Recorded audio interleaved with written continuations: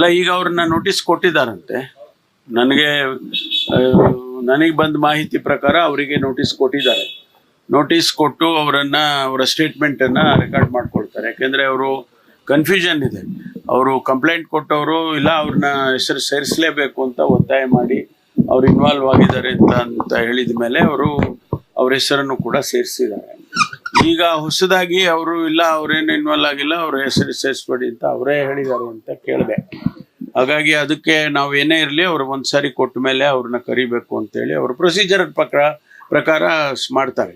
Sir, ಇದು ನಿಮ್ಮ ರಾಜ್ಯ ಕಾಂಗ್ರೆಸ್ ಸರ್ಕಾರದ ಮೇಲೆ ಆರೋಪವನ್ನ ಬಿಜೆಪಿ ನಾಯಕರು ಮಾಡ್ತಿದ್ದಾರೆ. ದುರುದ್ದೇಶದಿಂದ, ಷಡ್ಯಂತ್ರದಿಂದ ಬಸವರಾಜ್ ಅವರಿಗೆ ಇಂತಹ ಪ್ರಕರಣದಲ್ಲಿ ಸಿಲುಕಿಸಲಾಗ್ತಿದೆ ಅಂತ. ನೋಡಿ, ಬಿಜೆಪಿಯವರು ಇದೇನು ಹೊಸದೇನಲ್ಲ.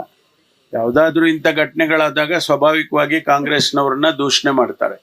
ಆದರೆ ಕಾನೂನಿನ ಚೌಕಟ್ಟಿನಲ್ಲಿ ಏನು ಕೆಲಸ ಮಾಡಬೇಕು ಅದನ್ನು ಪೊಲೀಸ್ ಇಲಾಖೆ ಮಾಡುತ್ತೆ. ಕಾಂಗ್ರೆಸ್ ಆಗಲಿ ಬಿಜೆಪಿ ಆಗಲಿ ಒಬ್ಬೊಬ್ರು ಇದ್ದಾಗ ಒಂದೊಂದು ಥರ ಮಾಡೋದಿಲ್ಲ ಅವರು.